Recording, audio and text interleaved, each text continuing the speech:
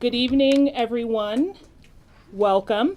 My name is Jennifer Bacon, and I am the Vice President of the Denver Board of Education. I currently and proudly represent District 4, or Northeast Denver. I want to thank you all for your patience as we navigate these incredibly challenging times. And I also want to recognize the DPS leadership and their tireless work over the last several days and weeks to stay abreast of the coronavirus news and its impact to our schools and community. I'm joined here today by my colleagues, representatives on the school board. We also have our partnership represented here with the Denver Classroom Teachers Association and our superintendent. We want to let everyone know that we recognize the importance of Denver Public Schools to our community.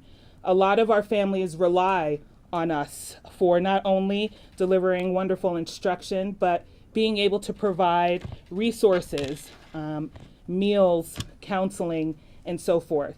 And so the decisions in which we are processing have been that much more difficult. Again, Denver Public Schools, we believe, is a backbone in the lives of all of our children in the community. And so we needed the time to be able to process what the next steps are we're going to do. So as this global epidemic continues to cause disruption to many of our daily lives, I am confident that we will pull through this together. This is the time to lean into the DPS family spirit, and we will be here to support our communities as well. So it is now my pleasure to introduce Superintendent Susana Cordova to announce a change to our district calendar.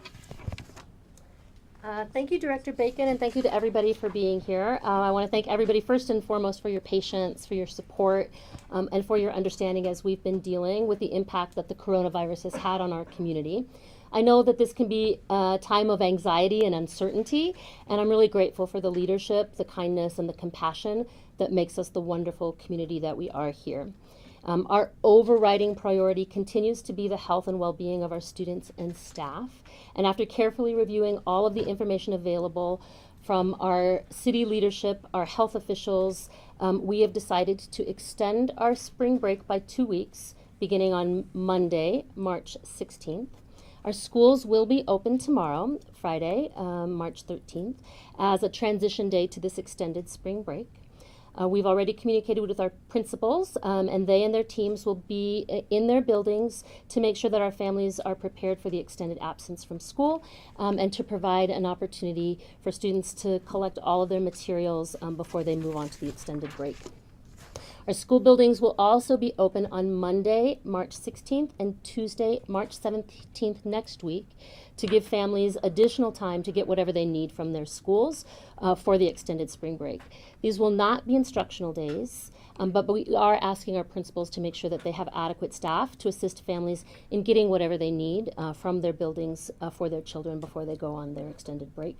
It'll be more like kind of drop-in hours for families or students to retrieve their belongings. Our school buildings will then be closed starting on Wednesday, March 18th, through Friday, the April 3rd for students. That time will allow us to have our facilities teams come in to disinfect our schools, to clean, and to make sure that all high-touch surfaces are prepared for our families when they come back. I want to reiterate my thanks to the entire Denver community, and especially all of the members of Team DPS and our Board of Education, who have been so attentive to making sure that we are supporting our educators in our schools. And I want to give particular thanks to our facilities staff, who have been on the front lines of cleaning and disinfecting our schools to ensure the safety and well-being of our students, our teachers, and our school leaders. All of us here in Team DPS appreciate your continued support as we work through this ever-evolving situation. And at this time, I would like to introduce Dr. William Berman from Denver Health, who has been working with us on this transitional process. Great, thank you very much, Superintendent Cordova. I guess I have just 3 points to make. And first, we really value our partnership with Denver Public Schools. It goes back for many decades and remains a critical part of maintaining the health and, of course, many other things of our community. The reasons that we worked with the school district to make these challenging decisions were we now have evidence of community spread of COVID-19 in Denver. And community spread means individuals who didn't travel someplace else, either internationally or domestically, and yet have this virus. That means it's now being transmitted within Denver. And we think that a period of time in which the schools are closed is one of the measures that we can use to protect both the children themselves, their families, and the broader community. We think we can decrease the spread of this virus throughout our community with these social distancing measures, including school closure, and that will help mitigate the challenges of this viral infection. We think this will be a part of a broader set of policies that are put in place to encourage social distancing, and those are still being developed, and I don't have details now, but it clearly will be one part of a broader set of issues to try to protect our community. So thank you very much. Great. So I think we can take questions if there are any. You said open tomorrow and then close starting Monday For students. for students. That's and correct. Then what were the drop-in days? Monday and Tuesday next week, we'll keep our schools open for drop-in. In the event, we have some schools that have planning days tomorrow and students wouldn't be in the building. We want to make sure if students need to retrieve their backpacks, jackets, school supplies, medications, we want to make sure that they have the opportunity to do that. It'll strictly be on a drop-in basis, no need to make an appointment, but you don't have to show up at the start of the school day to be able to retrieve belongings. With those traditional hours, there'll be like an 8 to 3. Correct. Okay. Yeah. Will this go all the way through the planned spring break? That's through correct. April 6th? It's a planned for students through April 6th. Our staff report back on April 6th. That is a teacher work day. And so we will have staff back, barring any new information. Students will be back on the 7th. That's right.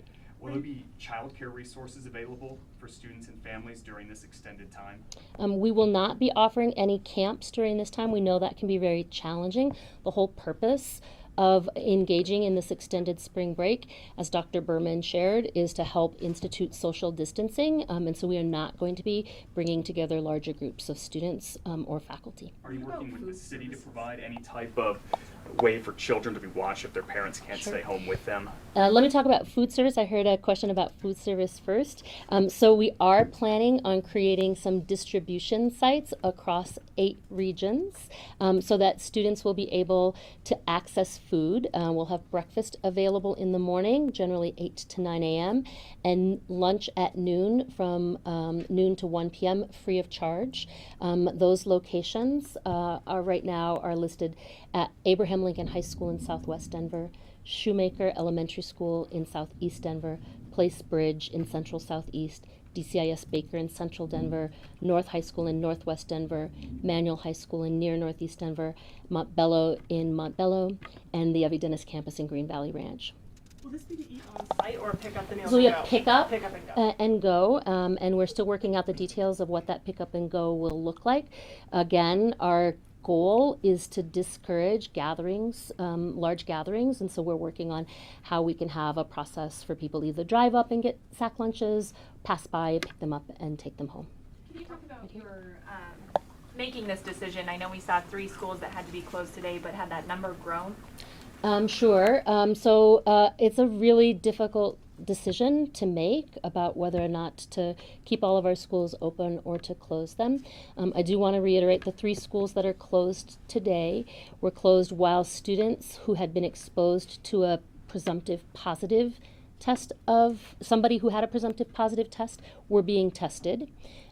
We see that number increasing. We don't have yet any known cases in our students or staff, but as we see the number increasing, as we worked with Dr. Berman around community spread, and as we looked at the potential of having to consider closures over the weekend, we felt that it was most prudent to give our families the peace of mind and the ability to make some plans with some lead time by starting our extended spring break on Monday. But had there been more schools that had closed other than those 3? We don't have any additional schools today that had experienced the need for a closure for cleaning purposes, nor do we have yet any cases of positive tests for students or staff.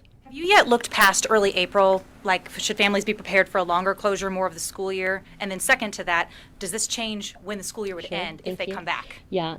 So in terms of where we are right now, we really are right now with the information that we have, planning on the extended spring break starting on Monday and then going for students through April 6th.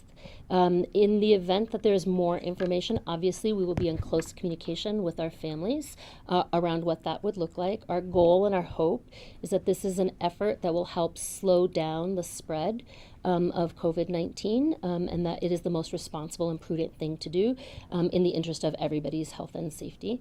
So we don't actually know what will happen after that. In your second question about what could potentially happen in terms of makeup time for the days that we're missing, we'll be working with the Colorado Department of Education on the answer to that question. I don't have a firm answer on that yet. And also, I don't have kids in high school, so I don't know, but like, are we anywhere close to the testing season? Sure. Does that Yep. fall into this time period? Yes, and what it does that mean? absolutely does. Again, we don't have any confirmed next steps when it comes to either our state assessments or the national assessments like the PSAT or SAT. We will be spending time over the next several days reaching out to work with the Department of Education on the next steps around that. Are we going to be doing any remote or internet learning during this time period?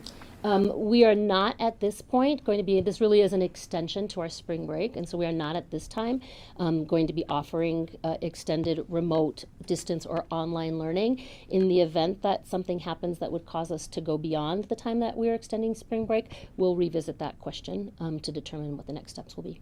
Is there any help available for those parents who have to continue going to work and you know, they rely on the school system for their daycare? Sure, yeah. Yeah, definitely. I think it's something that we want to work really closely with the city. We've been in communication with the city throughout the day as we've been considering our choices and our options and as we've been looking at what's been happening with closures both in the metro area and in other school districts. So we don't have any firm next steps on what child care options might look like for families, but as soon as we have more information on that, we will put that up. We do have on our homepage a banner right at the top where you can click for information on COVID-19. We have an FAQ posted there, and we'll continue to post questions and answers as we get them. And I just want to double check. You said kids will be back in class April 7th and April 7th. teachers April 6th. April 6th, that is our plan Okay. right now, yes. Can you talk about some of the input you had from parents? I mean, was that weighing on your decision today as well? Sure. We've had lots of families reach out, obviously with lots of concerns around the safety and well-being of their students, and particularly in schools where there's information about a person was exposed to a person who was exposed to a person, things like that. I do want to really stress, we think it's really important that we are treating each other with kindness. One of the things that is so wonderful about the Denver Public Schools is our commitment to being a safe and welcoming district. And we do think it's, while we are putting in these social distancing measures, it really is out of an abundance of caution to ensure the safety. And we want to make sure that everybody's treating each other with kindness. But we definitely have had parents reaching out, asking questions about this. One other question. Are you going to use this time to do more disinfecting or? Absolutely. So while our schools will be closed for students and teachers, our central office employees, many of them can work from home. We'll continue to do some work in the district in that way.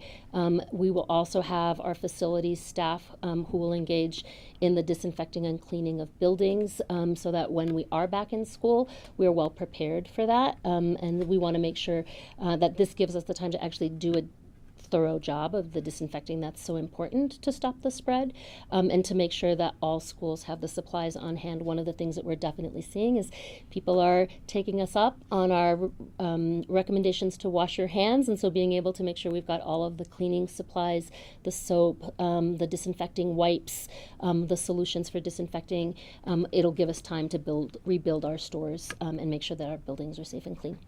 Thank you, everyone. Can you describe to us really quickly what the disinfecting process is? Scientists are saying this could live up to 3 days on surfaces. What other things are you doing to make sure, other than just wiping counters down? Can you kind of describe that process for us? Yeah, we have a disinfecting tool that we used. I think we did a demonstration of it last week where with this tool and a chemical solution. We can disinfect a room, classroom, over 2,500 square foot classroom in about 3 minutes. It's a chemical-based solution that kills germs on contact and allows us to hit a very large area with disinfecting spray. In addition to that, this will give us the time to do the cleaning that goes along with that. So disinfecting is one thing, cleaning is another thing, and this gives us a little lead time to get ahead of that. Thank you everybody for your time. Really appreciate the opportunity to share these updates, and really want to thank our Board of Education and Tiffany Choi, our DCTA president, for their work with us here today as we get ready for this extended spring break. Thank you.